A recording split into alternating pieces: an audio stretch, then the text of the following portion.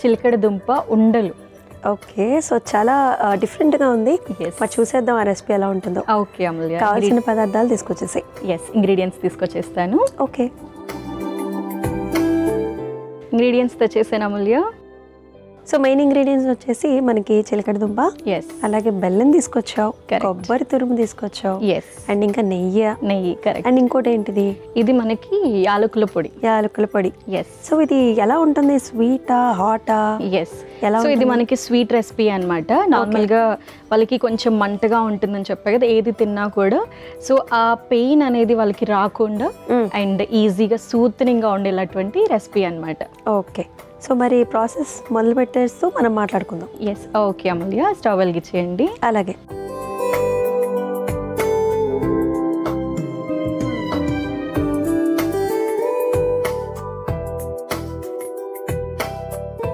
So first మనం నెయ్యి వేస్తున్నాము.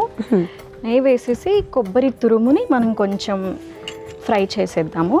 అలాగే.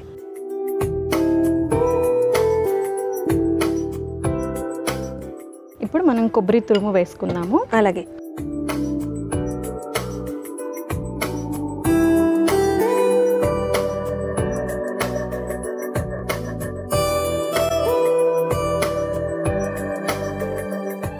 సో కొబ్బరి తురుము కొన్నిట్లో మనం వేయించాం. దీనిలో మనం వేయించడానికి గల కారణం? సో నార్మల్గా మనకి ఆల్రెడీ ఇందాక చెప్పుకున్నట్టుగానే అక్కడ లైనింగ్ అంతా కూడా రప్చర్ అయిపోతుంది, డ్యామేజ్ అయిపోతుంది. సో ఏదైనా రా ఫుడ్ తీసుకున్నప్పుడు అది ఇరిటేషన్, ఆ సెన్సిటివిటీ పెరిగే ఛాన్స్ ఎక్కువ ఉంటుంది అనమాట. సో అందుకని చెప్పి ఏదైనా కొంచెం లైట్ గా సాఫ్ట్ గా బాయిల్ చేసేసుకున్నా, కుక్ చేసుకున్నాము అంటే సాఫ్ట్ అయిపోతుంది, కాబట్టి మనకి డైజెషన్ కి బాగా ఉంటుంది అన్నమాట, హెల్ప్ అవుతుంది. ఓకే.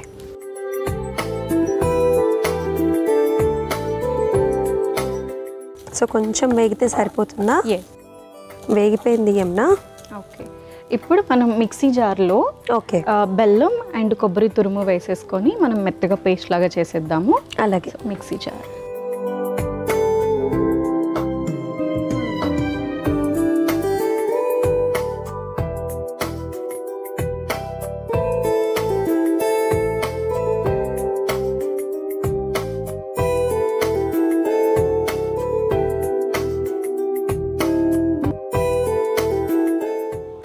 సో దీంట్లో నేను బెల్లం తురుము వేసేస్తున్నాను.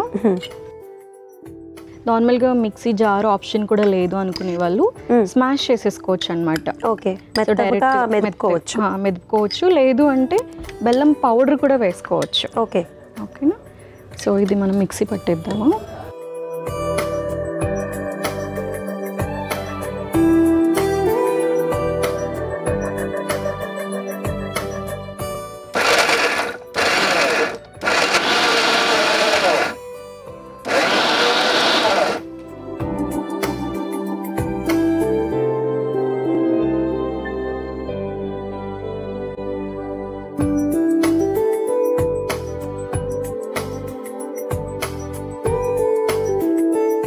సో ఇప్పుడు మన పేస్ట్ చిలకడ దుంపలు కూడా స్మాష్ చేసేసుకుందాము. మిక్సీ బౌల్ ఇవ్వండి. ఓకే.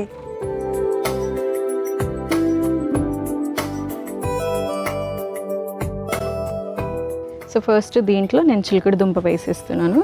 కొంచెం స్మాష్ చేసిన తర్వాత అది కూడా మిక్స్ చేసేసుకుందాము. అలాగే. అండ్ ఇది వచ్చినప్పుడు, ఈ సిండ్రోమ్ వచ్చినప్పుడు సిమ్టమ్స్ ఎలా ఉంటాయి? సో సిమ్టమ్స్ వచ్చేసి నార్మల్గా బ్లోటింగ్ ఫస్ట్, సో గ్యాస్ట్రిక్గా అనిపించడం అనమాట. ఏం తినకున్నా కూడా స్టమక్ చాలా ఉబ్బరంగా ఉన్నట్టుగా అనిపిస్తుంది. అండ్ గ్యాస్ ఫార్మేషన్ ఎక్కువగా ఉంటుంది అనమాట. సో వాళ్ళకి ఎక్కువగా తేన్పులు రావడము అండ్ ఆ సెన్సిటివిటీ ఎక్కువగా ఉంటుంది కాబట్టి, అండ్ వాళ్ళకి కొంచెం మంటగా కూడా ఉంటుంది ఏం తీసుకున్నా కూడా. అంటే కొంచెం మనకి స్పైసెస్ కాకుండా ఇవే నార్మల్ ఫుడ్ తీసుకున్నా కూడా కొంచెం మంట ఎక్కువగా వచ్చే ఛాన్స్ ఉంటుంది అనమాట. అండ్ డైజెషన్ కూడా చాలా వీక్ అయిపోతుంది. సో ఏం తిన్నా కూడా డైజెషన్ కొంచెం తక్కువగా ఉంటుంది అనమాట. సో ఇక్కడ వీళ్ళకి మనం స్పెషల్లీ హార్డ్గా డైజెస్ట్ అయ్యేటటువంటి ఫుడ్ ఏవి కూడా యాడ్ చేయట్లేదు. స్పెషల్లీ నాన్ వెజ్ అయితే అసలు మనం ఇవ్వట్లేదు అనమాట. సో ఏదైనా ఇట్లా ఈజీగా మనకి వెంటనే తినగానే డైజెస్ట్ అయిపోయేలాగా మనం తీసుకోవచ్చు. ఓకే. అండ్ ఇంకోటి, సో ఎవరికైనా ఫస్ట్ హార్ట్ బర్న్స్ వచ్చినప్పుడు గ్యాస్ట్రిక్ ఇష్యూ అని మనం అనేసుకుంటాం. కరెక్ట్. మరి ఈ పర్టికులర్ సిండ్రోమ్ అని ఎలాగా ఐడెంటిఫై చేయాలి? సో వెంటనే మనకి వామిట్ అయిపోతూ ఉంటుంది అనమాట. ఏం తిన్నా కూడా వామిట్ అయిపోతూ ఉంటుంది. అండ్ నార్మల్గా మనకి చిన్న చిన్న ప్రికాషన్స్ తీసుకున్నప్పుడు బ్లోటింగ్ కానీ గ్యాస్ట్రిక్ కానీ తగ్గిపోతాయి. బట్ ఇది రిపీటెడ్ టైమ్స్లో ఎక్కువగా ఉంటుంది అనమాట. సో వీక్కి ఒక 2-3 days కూడా సీవియర్ పెయిన్ రావడం ఆఫ్టర్ టేకింగ్ మెడికేషన్. దీనికి టెస్ట్ కూడా ఉంటుందా? ఎస్, టెస్ట్ కూడా చేస్తారు. ఎండోస్కోపీ చేసి కూడా చూస్తారనమాట. ఒకవేళ లోపల మనకి ఏమైనా స్పెషల్లీ అల్సర్స్ ఏమైనా ఉన్నాయనేది ఫస్ట్ చూస్తారు. అండ్ ఇంకోటి ఏంటంటే బ్లడ్ టెస్ట్లో కూడా బ్లడ్లో మనకు ఆ బ్యాక్టీరియా ఏమైనా ఉందా అండ్ ఆ ఫుడ్ పార్టికల్స్ ఏమైనా ఉన్నాయా అనేది కూడా మనకు తెలిసిపోతుంది క్లియర్గా. ఓకే. సో ఇప్పుడు నేను ఇది స్మాష్ చేసిందంతా కూడా వేసేస్తున్నాను. అలాగే.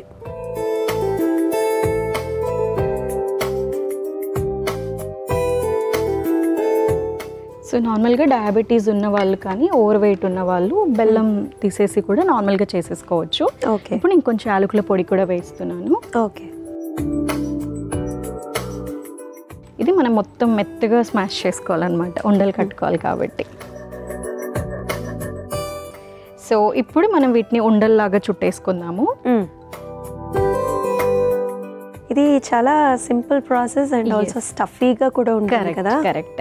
చాలా హెల్దీ అండ్ స్వీట్ పొటాటో అసలు నచ్చిన వాళ్ళే ఉండరు.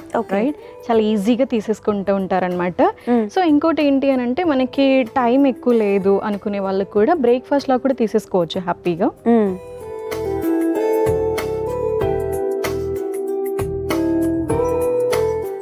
ఓకే అమూల్య, మనకి చిలకడ దుంప ఉండలు అయితే రెడీ అయిపోయాయి. ఓకే. చిలకడ దుంప ఉండలు అయితే రెడీ అయిపోయండి. మరి దీనికి కావాల్సిన పదార్థాలు అలాగే తయారీ విధానం మరొకసారి మీకోసం. చిలకడ దుంప ఉండలకు కావాల్సిన పదార్థాలు: నెయ్యి, పచ్చి కొబ్బరి తురుము, బెల్లం, ఉడికించుకున్న చిలకడ దుంపలు, యాలకుల పొడి. చిలకడ దుంప ఉండలు తయారు చేసుకునే విధానం: ముందుగా స్టవ్ ఆన్ చేసి పాన్లో నెయ్యి వేసి కరిగిన తర్వాత అందులో పచ్చి కొబ్బరి తురుము వేసి వేయించి మిక్సీ జార్లోకి తీసుకుని అందులో బెల్లం కూడా వేసి మిక్సీ పట్టుకోవాలి. ఆ తర్వాత మిక్సింగ్ బౌల్లోకి ఉడికించుకున్న చిలకడ దుంపలు వేసి మెత్తగా మెదుపుకోవాలి. తర్వాత మిక్సీ పట్టుకున్న బెల్లం మిశ్రమం కూడా వేసి యాలకుల పొడి కూడా వేసి కలిపి ఉండలు చుట్టుకుని సర్వింగ్ ప్లేట్లోకి తీసుకుని సర్వ్ చేసుకుంటే చిలకడ దుంప ఉండలు రెడీ.